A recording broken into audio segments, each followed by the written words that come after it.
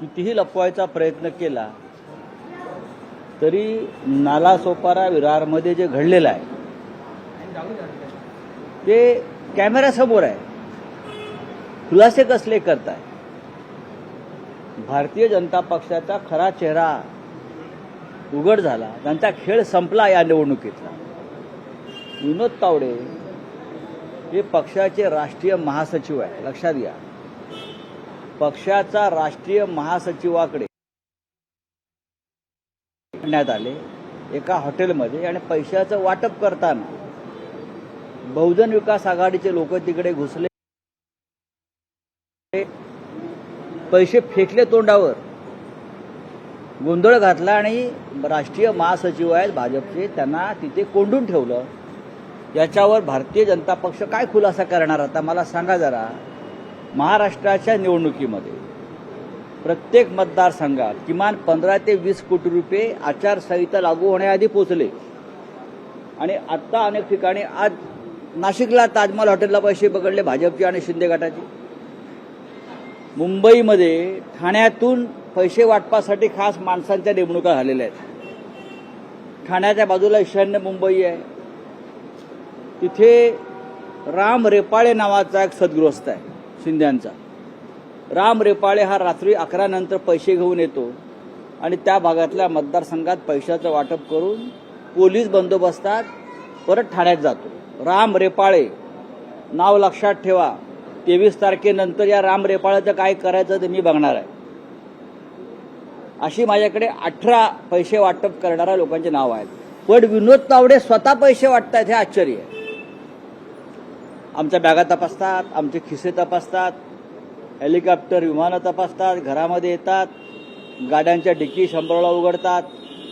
निवडणूक आयोगानं आमच्या मागे जो ससेमिरा लावला आहे तो हा शिंदे गट, अजित पवारांचे लोक, भाजपचे हे प्रमुख नेते ह्यांच्या मागे लावला असता तर किमान महाराष्ट्राच्या तिजोरीमध्ये 1000 कोटी रुपये त्यांना मिळाले असते. किमान 1000 कोटी रुपये.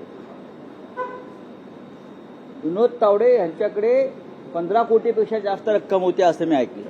त्यातले 5 कोटी रुपये स्थानिक आमदार क्षितिज ठाकूर यांच्या ताब्यात आहेत, जप्त केलेले आहेत. त्याबद्दल त्या कार्यकर्त्यांचं अभिनंदन केलं पाहिजे. त्यांनी महाराष्ट्राला ही निवडणूक कोणत्या पद्धतीनं लढवली जाते सत्ताधारी पक्षाकडून हे स्पष्ट केलं.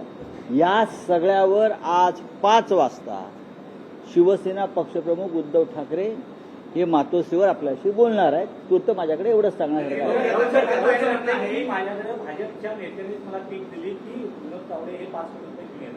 असं कोण म्हणतंय?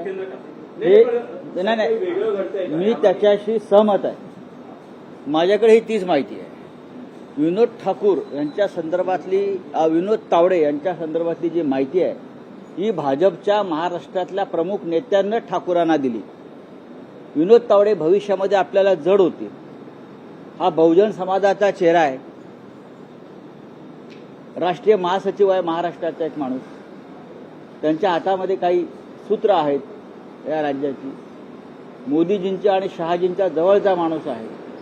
त्याच्यामुळे त्यांना अशा पद्धतीनं पकडून द्यावं यासाठी भारतीय जनता पक्षामध्येच कारस्थान झालं.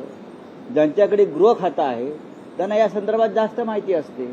विनोद असं म्हणताय गैरसमजातून सुरुवात झालं, सीसीटीव्ही चेक करावे आणि निपक्षपातीपणानं निवडणूक आयोगानं. निवडणूक आयोग निपक्षपाती असता तर जी कारवाई कार्यकर्त्यांनी केली ती यांनी केली असती.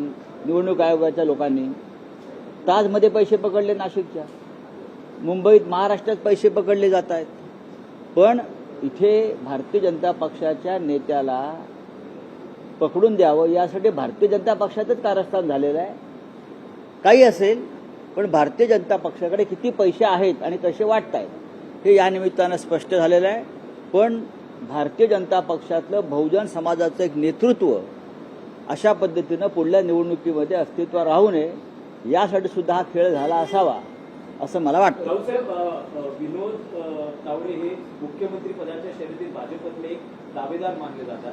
तर यामुळेच या अंतर्गत हा अंतर्गत विषय असला तरी पण पैसे सापडले. बहुजन विकास आघाडीच्या लोकांना महाराष्ट्रभरात इतके पैसे वाटले जात आहेत. प्रमुख नेत्यांकडून कोणी पकडलं गेलं नाही. याचा अर्थ गृह खात्याकडून पाळत ठेवली गेली विनोद तावड्यांवर.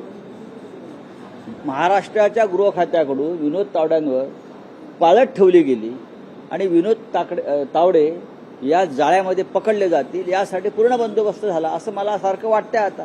नाही, पण पक्षाने काही त्याच्यावर कारवाई करावी अशी बाकी कायदेशीर कारवाई होईल, पण पक्षांतर्गत त्यांच्यावर काही ज्या पक्षाचा राष्ट्रीय महासचिव अशा प्रकारे पैसे वाटप करताना पकडला जातो, नैतिकतेच्या गप्पा मारणाऱ्या पक्षानं जर कारवाई केली नाही तर नरेंद्र मोदी आणि अमित शहाना महाराष्ट्रात येऊन बोलणं आणि तोंड दाखवणं कठीण जाईल. काही लोक भाजपमध्ये आनंद व्यक्त करत असतील आता तावड्यांचं एक कांड झाल्यामुळे, तावडे कांड, पण शेवटी किती मोठं कांड भाजपा करत होतं या महाराष्ट्रात पक्षाच्या अंतर्गत आणि पक्षाच्या बाहेर सुद्धा. 5 वाजता मातोश्रीवर बांधलेले उद्धव ठाकरे.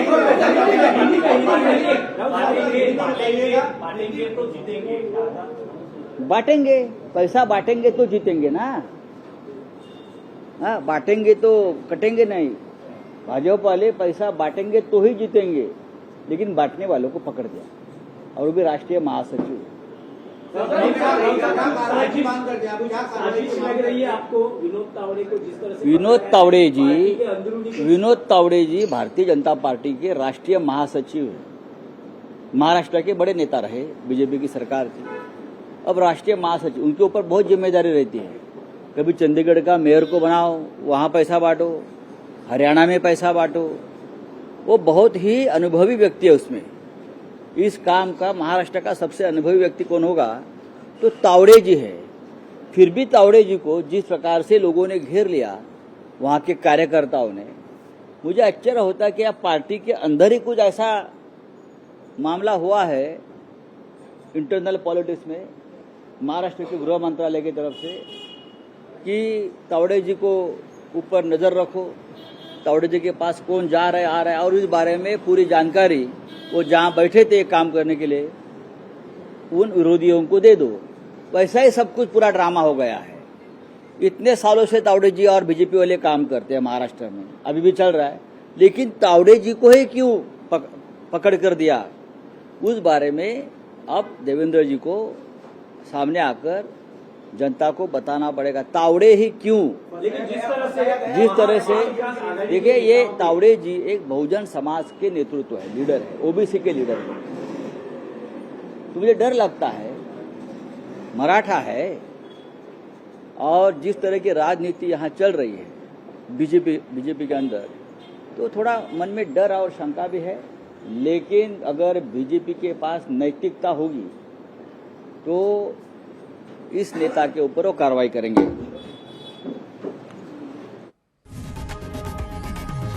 लोकशाही मराठी ऐका, पहा, जागरूक रहा.